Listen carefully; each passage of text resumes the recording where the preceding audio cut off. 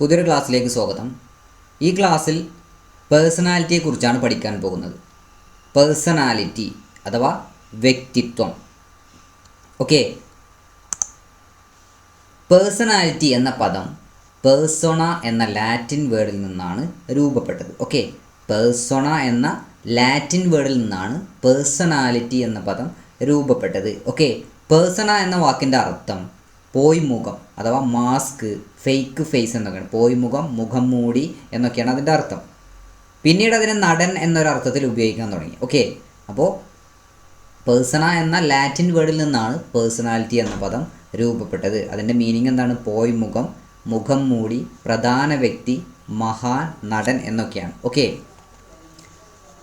Personality എങ്ങനെ നിർവചിക്കാം? എങ്ങനെ നമുക്ക് വ്യക്തിത്വം എന്ന് പറഞ്ഞാൽ എന്താണെന്ന് ചോദിച്ചാൽ നമ്മൾ പറയാറുണ്ട് അയാളുടെ വ്യക്തിത്വം ശരിയല്ല, അയാളുടെ പേഴ്സണാലിറ്റി കൊള്ളൂല എന്നൊക്കെ നമ്മൾ പറയാറുണ്ട് അല്ലേ. ഓക്കെ, പേഴ്സണാലിറ്റിയെ നിർവചിക്കുക എന്ന് പറയുന്നത് അനിർവചനീയമായ ഒന്നിനെ നിർവചിക്കുന്നതിന് തുല്യമാണ്. അതായത് ഡിഫൈൻ ചെയ്യാൻ പറ്റാത്ത ഒരു കാര്യത്തെ ഡിഫൈൻ ചെയ്യാൻ പറയുന്നത് പോലെയാണ്. കാരണം അതിന് കൃത്യമായിട്ടുള്ള ഒരു നിർവചനം നിലവിലില്ല. ഇതിനെ നിർവചിക്കാൻ ധാരാളം മനഃശാസ്ത്രജ്ഞർ ശ്രമിച്ചിട്ടുണ്ട്. ഓക്കെ, അപ്പോൾ ധാരാളം നിർവചനങ്ങൾ നിലവിലുണ്ട്, പക്ഷേ കൃത്യമായിട്ടുള്ള ഒരു നിർവചനം എന്താണെന്ന് ആർക്കും കൃത്യമായിട്ട് പറയാൻ സാധിച്ചിട്ടില്ല. ഓക്കെ, പേഴ്സണാലിറ്റിയെ ആൽപോർട്ടിനെ കുറിച്ച് നിങ്ങൾ ചിലപ്പോൾ കേട്ടിട്ടുണ്ടാവും അല്ലേ. ആൽപോർട്ട് പേഴ്സണാലിറ്റി തിയറിയുമായി ബന്ധപ്പെട്ട ഒരു വ്യക്തിയാണ്. ഓക്കെ, ആൽപോർട്ട് പേഴ്സണാലിറ്റിയെ നിർവചിക്കുന്നത് ഇങ്ങനെയാണ്: personality is the dynamic organisation within the individual of those psychophysical systems that determine his characteristic behavior and thoughts. ഒന്നും മനസ്സിലായിട്ടുണ്ടാവില്ല അല്ലേ. അതായത് ഒരു വ്യക്തിയുടെ സവിശേഷമായ വ്യവഹാരത്തെയും ചിന്തയെയും നിർണ്ണയിക്കുന്ന ശാരീരിക മാനസിക സംവിധാനങ്ങളുടെ ചലനാത്മകമായ ആന്തരിക സംഘടനയാണ് വ്യക്തിത്വം എന്നാണ് ആൽപോർട്ട് വ്യക്തിത്വത്തെ നിർവചിക്കുന്നത്. ഓക്കെ, അപ്പോൾ ഒരു വ്യക്തിയുടെ, ഇതും ഒന്നും മനസ്സിലായിട്ടുണ്ടാവാൻ സാധ്യതയല്ല അല്ലേ, ഒരു വ്യക്തിയുടെ സവിശേഷമായ വ്യവഹാരത്തെയും അതായത് ഒരു വ്യക്തിയുടെ സ്പെസിഫിക് ആയിട്ടുള്ള, അയാൾക്ക് മാത്രമായിട്ടുള്ള അയാളുടെ വ്യവഹാരങ്ങൾ, അയാളുടെ പ്രവർത്തനങ്ങളെയും ചിന്തയെയും നിർണ്ണയിക്കുന്ന ശാരീരിക മാനസിക സംവിധാനങ്ങളുടെ ചലനാത്മകമായ ആന്തരിക സംഘടനയാണ് എന്നാണ്. ഒരാളുടെ വ്യക്തിത്വം എന്ന് പറഞ്ഞാൽ ഇവിടെ ശാരീരിക മാനസിക എന്ന് പറഞ്ഞാൽ എന്താണ്? ശാരീരികമായ പ്രവർത്തനങ്ങൾ മാത്രമല്ല, അയാളുടെ മാനസികപരമായിട്ടുള്ള പ്രവർത്തനങ്ങളും അതിൻ്റെയൊക്കെ ആ സംവിധാനങ്ങളുടെയൊക്കെ പ്രവർത്തനങ്ങളും അതിൽ ഉൾപ്പെടുന്നു എന്നാണ്. അതുപോലെ ചലനാത്മകമായ എന്ന് പറഞ്ഞിട്ടുണ്ട് അല്ലേ. ചലനാത്മകമായത് എന്ന് പറഞ്ഞാൽ എന്താണ്? മാറ്റത്തിന് വിധേയമാകുന്നത്. ഡൈനാമിക് ആണെന്ന് പറഞ്ഞാൽ മാറ്റത്തിന് വിധേയമാകുന്നത്. കാരണം നമ്മുടെ പേഴ്സണാലിറ്റി നമുക്ക് ജനിക്കുമ്പോഴേ കിട്ടുന്നതല്ല, പരിസ്ഥിതിയുമായിട്ട് ഇൻ്ററാക്ട് ചെയ്യുന്നതിലൂടെ നിരന്തരം മാറിക്കൊണ്ടിരിക്കുന്ന ഒന്നാണ് നമ്മുടെ വ്യക്തിത്വം, പേഴ്സണാലിറ്റി എന്ന് പറയുന്നത്. ഓക്കെ, പേഴ്സണാലിറ്റിയെ ആൽപോർട്ട് നിർവചിക്കുന്നത് എങ്ങനെയാണ്? ഒരു വ്യക്തിയുടെ സവിശേഷമായ വ്യവഹാരത്തെയും ചിന്തയെയും നിർണ്ണയിക്കുന്ന ശാരീരിക മാനസിക സംവിധാനങ്ങളുടെ ചലനാത്മകമായ ആന്തരിക സംഘടനയാണ് വ്യക്തിത്വം. ഇങ്ങനെ വ്യക്തിത്വത്തെ നിർവചിച്ചതാര് എന്ന് ചോദിച്ചാൽ ആരാണ്? ആൽപോർട്ടാണ്. ഓക്കെ, അപ്പോൾ ഈ ഒരു ഡെഫിനിഷൻ, നമ്മളിപ്പോൾ നേരത്തെ പറഞ്ഞ ഡെഫിനിഷൻ പരിശോധിച്ചാൽ നമുക്ക് ഈ കാര്യങ്ങളൊക്കെ അതിൽ നിന്ന് മനസ്സിലാക്കാം. ഫസ്റ്റ് വൺ, വ്യക്തിത്വം ചലനാത്മകമാണ്. പേഴ്സണാലിറ്റി എന്ന് പറഞ്ഞാൽ ഡൈനാമിക് ആണ്, അതിന് മാറ്റം സംഭവിക്കുന്നു എന്നുള്ളതാണ്. നമുക്ക് എക്സ്പീരിയൻസ് ലഭിക്കുന്നതിനനുസരിച്ച് നമ്മുടെ പേഴ്സണാലിറ്റിയിൽ മാറ്റങ്ങൾ സംഭവിക്കുന്നു. നെക്സ്റ്റ് വൺ, വ്യക്തിത്വത്തിന് സംഘടിതമായൊരു വ്യവസ്ഥയുണ്ട്. സംഘടിതമായൊരു വ്യവസ്ഥയുണ്ടെന്ന് പറഞ്ഞാൽ അതിൽ മാനസികവും നമ്മുടെ ശാരീരികപരമായിട്ടുള്ള പ്രവർത്തനങ്ങൾ, സങ്കീർണമായിട്ടുള്ള കുറേ കാര്യങ്ങൾ സംഘടിച്ചുകൊണ്ടാണ് നമ്മുടെ ഒരു വ്യക്തിത്വത്തിൻ്റെ വ്യവസ്ഥ, അതിൻ്റെ സിസ്റ്റം എന്ന് പറയുന്നത് അങ്ങനെയാണെന്നാണ്. ഓക്കെ, നെക്സ്റ്റ് വൺ, വ്യക്തിത്വത്തിന് തനിമയുണ്ട്, യുണീക്കാണ് അല്ലേ. ഓരോ വ്യക്തിയും മറ്റൊരു വ്യക്തിയിൽ നിന്ന് യുണീക്കാണ്.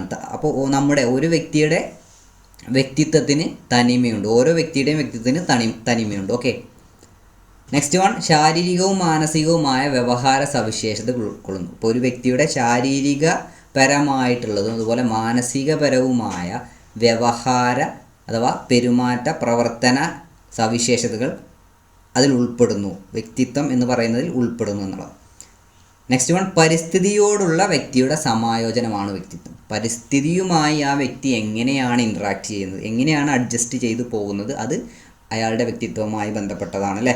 ഓക്കെ, നെക്സ്റ്റ് വൺ, വ്യക്തിത്വ പഠന സമീപനങ്ങളെക്കുറിച്ചാണ് ഇനി നമ്മൾ ഡിസ്കസ് ചെയ്യുന്നത്. അപ്പോൾ വ്യക്തിത്വത്തെക്കുറിച്ച് പഠിക്കാൻ ധാരാളം മനഃശാസ്ത്രജ്ഞർ ശ്രമിച്ചിട്ടുണ്ട്. അതിൽപ്പെട്ട അതുമായി ബന്ധപ്പെട്ട് നിലവിൽ വന്നിട്ടുള്ള സിദ്ധാന്തങ്ങളാണ്, അതായത് പേഴ്സണാലിറ്റി, തിയറീസ് ഓഫ് പേഴ്സണാലിറ്റിയാണ് നമ്മൾ അടുത്തായിട്ട് ഡിസ്കസ് ചെയ്യാൻ പോകുന്നത്. അതിൽ പ്രധാനപ്പെട്ട സിദ്ധാന്തങ്ങൾ അല്ലെങ്കിൽ അപ്രോച്ചസ്, സമീപനങ്ങളാണ് ഇന സമീപനം അഥവാ ടൈപ്പ് അപ്രോച്ച്, മനോവിശ്ലേഷണ സമീപനം സൈക്കോ അനലിറ്റിക് അപ്രോച്ച്, സവിശേഷക സമീപനം അഥവാ ട്രെയ്റ്റ് അപ്രോച്ച്, മാനവികതാ സമീപനം അഥവാ ഹ്യൂമനിസ്റ്റിക് അപ്രോച്ച്. അപ്പോൾ ഇത്രയാണ് പ്രധാനപ്പെട്ട പേഴ്സണാലിറ്റിയുമായി ബന്ധപ്പെട്ട പ്രധാനപ്പെട്ട അപ്രോച്ചസ്. ഓക്കെ, അപ്പോൾ ഈ ക്ലാസ്സിൽ നമുക്ക് ടൈപ്പ് അപ്രോച്ചുകൾ ഏതൊക്കെയാണ് എന്ന് പരിശോധിക്കാം. ഓക്കെ, ആദ്യത്തേത് അല്ലെങ്കിൽ ടൈപ്പ് അപ്രോച്ചുമായി ബന്ധപ്പെട്ട പ്രധാനപ്പെട്ട വ്യക്തികളാണ്, ഈ ഒരു അപ്രോച്ച് മുന്നോട്ട് വെച്ചിട്ടുള്ള വ്യക്തികളാണ് ഹിപ്പോക്രാറ്റ്സ്, ക്രഷ്മർ, ഷെൽഡൺ. അപ്പോൾ ഇവർ 3 പേരും ടൈപ്പ് ഇനമായിട്ട്, അതായത് വ്യക്തിത്വത്തെ ഇനങ്ങളായിട്ട് ഓരോ വ്യക്തിയും ഓരോ ടൈപ്പ് ആയിക്കൊണ്ട് അവർ ക്ലാസിഫൈ ചെയ്തു. ഓക്കെ, അപ്പോൾ അങ്ങനെ ക്ലാസിഫൈ ചെയ്ത 3 വ്യക്തികളാണ് ഹിപ്പോക്രാറ്റ്സ്, അതുപോലെ ക്രഷ്മർ, ഷെൽഡൺ. ഓക്കെ, അപ്പോൾ ഇവരൊക്കെ ടൈപ്പ് അപ്രോച്ചുമായി ബന്ധപ്പെട്ട വ്യക്തികളാണ്. ഓക്കെ, ആദ്യം നമുക്ക് ഹിപ്പോക്രാറ്റ്സിൻ്റെ ക്ലാസിഫിക്കേഷൻ നോക്കാം.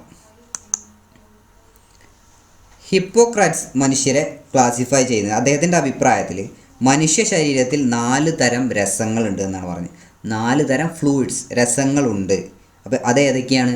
രക്തം, മഞ്ഞ പിത്തരസം, ശ്ലേഷ്മം, കറുത്ത പിത്തരസം എന്നിങ്ങനെ അദ്ദേഹം 4 തരം പിത്തരസങ്ങൾ, ഇതിൻ്റെ അടിസ്ഥാനത്തിലാണ് മനുഷ്യരുടെ പേഴ്സണാലിറ്റിയെ അദ്ദേഹം ക്ലാസിഫൈ ചെയ്യുന്നത്. ഓക്കെ, അപ്പോൾ അദ്ദേഹം പറയുന്നത് ഈ ഒരു ബ്ലഡ്, രക്തം, അപ്പോൾ ഏത് രക്തമാണോ, ഏത് ഫ്ലൂയിഡാണോ ആ വ്യക്തിയുടെ ശരീരത്തിൽ നിലനിൽക്കുന്നത്, അപ്പോൾ അയാളുടെ വൈകാരിക പ്രവർത്തനങ്ങൾക്ക് അല്ലെങ്കിൽ അയാളുടെ പേഴ്സണാലിറ്റിക്ക് സവിശേഷ സ്വഭാവം നൽകുന്നത് അതാണ് എന്നാണ്. ഓക്കെ, ആ ഒരു രസത്തിൻ്റെ അടിസ്ഥാനത്തിലാണ്. അതായത് രക്തം എന്ന രസമാണ് ഒരാളിൽ കൂടുതലെങ്കിൽ അയാൾ പെടുന്ന വ്യക്തിത്വ വിഭാഗം ചോര തിളപ്പുള്ളവൻ. ഓക്കെ, ചോര തിളപ്പുള്ളവർ എന്ന വിഭാഗത്തിലാണ് രക്തം എന്ന രസമുള്ള ആൾ ഉൾപ്പെടുന്നത്. ഓക്കെ, അപ്പോൾ അതിൻ്റെ ആ പേഴ്സണാലിറ്റിയുടെ സവിശേഷതകളാണ് ഭയങ്കര ഉത്സാഹമായിരിക്കും, അതുപോലെ ശുഭപ്രതീക്ഷ. അപ്പോൾ ഇതായിരിക്കും അയാളുടെ പേഴ്സണാലിറ്റിയുടെ സവിശേഷത. ഓക്കെ, ഇതൊക്കെ വളരെ പഴയ സമീപനങ്ങളാണ്. ഓക്കെ, ഇന്നൊന്നും ഇതാരും യൂസ് ചെയ്യാറില്ല, പക്ഷേ ഇതും നിങ്ങളൊന്ന് മനസ്സിലാക്കി വെച്ചാൽ മതി. അപ്പോൾ രസങ്ങളുടെ അടിസ്ഥാനത്തിൽ വ്യക്തിത്വത്തെ തരംതിരിച്ചത് ആര് എന്നൊരു ചോദ്യം വന്നാൽ ആരാണ്? ഹിപ്പോക്രാറ്റ്സ് ആണ് അല്ലേ. ഓക്കെ, അപ്പോൾ അങ്ങനെ ഒന്ന് ശ്രദ്ധിക്കുക. Okay, next മഞ്ഞപ്പിത്തരസം. മഞ്ഞപ്പിത്തരസമാണ് ഒരു വ്യക്തിയിലെങ്കിൽ ആ വ്യക്തി ഉൾപ്പെടുന്ന വ്യക്തിത്വ വിഭാഗം പിത്തക്കൂറുള്ളവൻ എന്ന വിഭാഗത്തിലാണ്. അയാളുടെ സവിശേഷതകൾ എന്ന് പറഞ്ഞാൽ ചുണ്ടി പിടിക്കൽ, അതുപോലെ പെട്ടെന്നുള്ള ശോഭം, ഇതൊക്കെയാണ് അയാളുടെ സവിശേഷത. നെക്സ്റ്റ് വൺ ശ്ലേഷ്മം. ഈ ഒരു രസമാണ് ഒരു വ്യക്തിയിൽ കൂടുതലെങ്കിൽ, ഒരു വ്യക്തിയിലുള്ളതെങ്കിൽ അയാൾ പെടുന്ന വിഭാഗം അലസ സ്വഭാവമുള്ളവൻ. സവിശേഷതകൾ തണുപ്പൻ രീതി, അതുപോലെ മാന്യം, അലസത, ഇതൊക്കെയായിരിക്കും അയാളുടെ പേഴ്സണാലിറ്റിയുടെ ഒരു സവിശേഷത. നെക്സ്റ്റ് കറുത്ത പിത്തരസം. അയാൾ പെടുന്ന വിഭാഗം വിഷാദാത്മകൻ. അപ്പോൾ അവരുടെ കറുത്ത പിത്തരസം കൂടുതലുള്ള വ്യക്തികളുടെ സവിശേഷത നിരാശാബോധം, അതുപോലെ അശുഭചിന്ത. ഓക്കെ, അപ്പോൾ ഹിപ്പോക്രാറ്റ്സുമായി ബന്ധപ്പെട്ട് ഓർത്തു വെക്കേണ്ട ഒരു കാര്യം, രസങ്ങളുടെ അടിസ്ഥാനത്തിൽ മനുഷ്യൻ്റെ വ്യക്തിത്വത്തെ ക്ലാസിഫൈ ചെയ്തത് ആര് എന്ന് ചോദിച്ചാൽ ആരാണ്? ഹിപ്പോക്രാറ്റ്സ് ആണ്. Okay,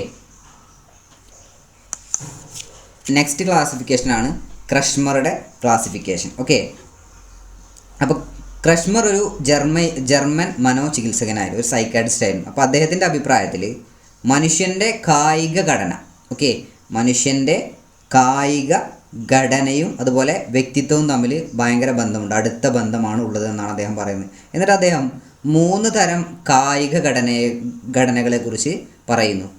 ആസ്തെനിക്, athletic and picnic. ഇതാണ് ആ 3 തരം ശരീരഘടന. ഓക്കെ, കായിക ഘടന. ഓക്കെ, അപ്പോൾ ഇതിൻ്റെ അടിസ്ഥാനത്തിലാണ് അദ്ദേഹം ക്ലാസിഫൈ ചെയ്യുന്നത് വ്യക്തികളുടെ പേഴ്സണാലിറ്റി. ഓരോ തരം വ്യക്തികളുണ്ട്, ഇങ്ങനെയുള്ള വ്യക്തികളാണ് ഉള്ളത് എന്ന് ക്ലാസിഫൈ ചെയ്യുന്നത് ഈ 3 ഫിസിക്കൽ ടൈപ്പ് അനുസരിച്ചാണ്. ഓക്കെ, കായിക ഘടന അനുസരിച്ചാണ്. ഓക്കെ, അപ്പോൾ അസ്തെനിക് ആയിട്ടുള്ള ആളുകൾ, ഈ ആളുകളുടെ പ്രത്യേകത, ശാരീരിക പ്രത്യേകതകൾ ഇങ്ങനെയായിരിക്കും. പൊക്ക കൂടുതലുള്ള ആളുകൾ, അതുപോലെ തടി കുറവായിരിക്കും, ക്ഷീണിത സ്വഭാവം, ഇങ്ങനെയുള്ള ആളുകൾ, വളരെ നീണ്ടിട്ട് തടി കുറഞ്ഞ ആളുകൾ, അവർ പെടുന്നത് അസ്തെനിക് എന്ന ഒരു ഇനത്തിലാണ്. ഓക്കെ, ഒരു ടൈപ്പിലാണ് അല്ലേ. അപ്പോൾ ഇവരുടെ സവിശേഷ സ്വഭാവങ്ങളെക്കുറിച്ച് അദ്ദേഹം പറയുന്നുണ്ട്. അവരെങ്ങനെയായിരിക്കും?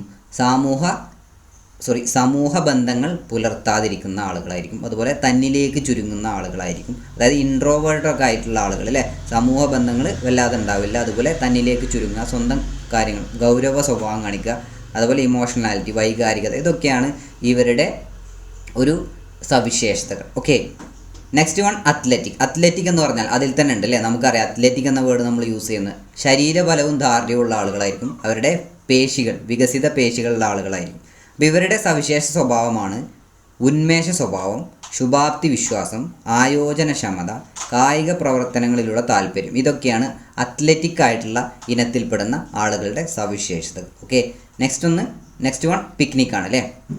പിക്നിക് എന്ന ഒരു ഇനത്തിൽപ്പെടുന്ന ആളുകളുടെ ശാരീരിക പ്രത്യേകതകളാണ് പൊക്കം കുറഞ്ഞ ശരീരം, ഉരുണ്ട ശരീരപ്രകൃതി, അതുപോലെ പൊണ്ണത്തടി. അപ്പോൾ ഇവരുടെ സവിശേഷ സ്വഭാവങ്ങളാണ് സമൂഹ ബന്ധങ്ങളിൽ താല്പര്യം, ഉത്സാഹശീലം, കാര്യങ്ങൾ ലഘുവായി സിമ്പിളായിട്ട് കാണുന്ന ഒരു പ്രവണത, ഉല്ലാസപ്രിയം. ഓക്കെ, അപ്പോൾ ക്രഷ്മർ ക്ലാസിഫൈ ചെയ്യുന്നത് എന്തിൻ്റെ അടിസ്ഥാനത്തിലാണ്? കായിക ഘടനയുടെ അടിസ്ഥാനത്തിലാണ് അല്ലേ. കായിക ഘടനയുടെ അടിസ്ഥാനത്തിൽ മനുഷ്യൻ്റെ വ്യക്തിത്വത്തെ ക്ലാസിഫൈ ചെയ്തത് ആരെന്ന് ചോദിച്ചാൽ ആരാണ്? ക്രഷ്മറാണ് അല്ലേ. ഓക്കെ, അപ്പോൾ അദ്ദേഹം മൂന്നിനമാണ് പറയുന്നത് അല്ലേ. Asthenic, athletic and pyknic. Okay, next classification ഷെൽഡൻ്റെ ക്ലാസിഫിക്കേഷനാണ്. ഓക്കെ, ഷെൽഡൻ എന്ത് ചെയ്തു? ഇതുപോലെ തന്നെ അദ്ദേഹം ഒരു സൈക്കാട്രിസ്റ്റ് ആയിരുന്നു. അദ്ദേഹം എന്ത് ചെയ്തു? ക്രഷ്മറെ പോലെ തന്നെ അദ്ദേഹം മനുഷ്യരെ കായിക ഘടനയുടെ അടിസ്ഥാനത്തിലാണ് അദ്ദേഹം ക്ലാസിഫൈ ചെയ്തിട്ടുള്ളത്. അദ്ദേഹം പറയുന്നത് മൂന്ന് വിഭാഗങ്ങളാണുള്ളത്, മൂന്നിനം ആളുകളാണുള്ളത്. എൻഡോമോർഫിക്കും, മിസോമോർഫിക്കും, എക്ടോമോർഫിക്കും. ഇങ്ങനെ മൂന്നായിട്ടാണ് അദ്ദേഹം ക്ലാസിഫൈ ചെയ്യുന്നത്. അപ്പോൾ ഇവരുടെ സവിശേഷതകൾ അദ്ദേഹം പറയുന്നു. എൻഡോമോർഫിക് എന്ന് പറഞ്ഞാൽ അവരുടെ കായിക സവിശേഷതകളാണ് ഉരുണ്ട് തടിച്ച മൃദുവായ ശരീരം.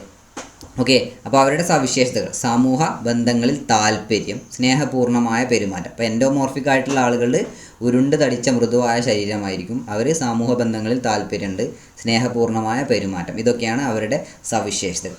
നെക്സ്റ്റ് വൺ മിസോമോർഫിക് എന്ന് പറഞ്ഞാൽ ദൃഢപേശികൾ, അതുപോലെ നല്ല കായിക ബലമുള്ള ആളുകളായിരിക്കും. അപ്പോൾ അവരുടെ സവിശേഷതകൾ എന്തൊക്കെയാണ്? ഉന്മേഷം, ദൃഢമായ അഭിപ്രായം. എക്ടോമോർഫിക് ആയിട്ടുള്ള ആളുകൾ കായിക സവിശേഷതകൾ പൊക്കമുള്ള നേർത്ത ശരീരം. അവരുടെ സവിശേഷതകൾ ഭയന്ന ഒരു ഭാവം, അന്തർമുഖത, ഇൻട്രോവേർഷൻ, നിയന്ത്രിത വ്യവഹാരം. ഇതൊക്കെയാണ് അവരുടെ ഒരു സവിശേഷതകൾ. ഓക്കെ, അപ്പോൾ എൻഡോമോർഫ്, മിസോമോർഫ്, എക്ടോമോർഫ് എന്ന രീതിയിൽ വ്യക്തിത്വത്തെ ഇനങ്ങളായിട്ട് ക്ലാസിഫൈ ചെയ്ത ആരെന്ന് ചോദിച്ചാൽ ഷെൽഡൺ ആണ്. ഓക്കെ, ഇതത്ര ഇമ്പോർട്ടൻ്റ് ആയിട്ടുള്ള ഒന്നുമല്ല. ഈ ഒരു ക്ലാസിഫിക്കേഷൻ എന്ന് പറഞ്ഞാൽ ടൈപ്പ് അപ്രോച്ച് അത്ര ഇമ്പോർട്ടൻ്റ് അല്ല, പക്ഷേ നിങ്ങൾ മനസ്സിലാക്കണം. ഓക്കെ, ചോദ്യം അഥവാ വന്നു കഴിഞ്ഞാൽ അത് മിസ്സാവരുത്. ഓക്കെ, അപ്പോൾ പേഴ്സണാലിറ്റിയെ കുറിച്ചാണ് നമ്മൾ ഈ ഒരു ക്ലാസ്സിൽ ഡിസ്കസ് ചെയ്തത് അല്ലേ. എന്താണ് പേഴ്സണാലിറ്റി എന്ന വാക്ക് വന്നിട്ടുള്ളത് എവിടെ നിന്നാണ്? ലാറ്റിൻ വേർഡിൽ നിന്നാണ് അല്ലേ. ലാറ്റിൻ വേർഡായ പേഴ്സണയിൽ നിന്നാണ് പേഴ്സണാലിറ്റി എന്ന പദം വന്നിട്ടുള്ളത്. അതിൻ്റെ അർത്ഥം എന്താണ്? മുഖം മൂടി, പോയി മുഖം, നടൻ എന്നൊക്കെയാണ് അതിൻ്റെ അർത്ഥം അല്ലേ. ഓക്കെ, 3 അപ്രോച്ചുകളെ കുറിച്ചാണ് നമ്മൾ പറയുന്നത്. ഹിപ്പോക്രറ്റ്സിൻ്റെയും അതുപോലെ ക്രഷ്മറുടെയും ഷെൽഡൻ്റെയും. ഓക്കെ, ടൈപ്പ് അപ്രോച്ചുകൾ അല്ലേ, ഇന സമീപനങ്ങൾ. അപ്പോൾ ഇവർ 3 പേരുമാണ് ഇനം എന്ന രീതിയിൽ മനുഷ്യൻ്റെ പേഴ്സണാലിറ്റിയെ വർഗീകരിച്ച ആളുകൾ. ഓക്കെ, അടുത്ത ക്ലാസ്സിൽ വീണ്ടും കാണാം.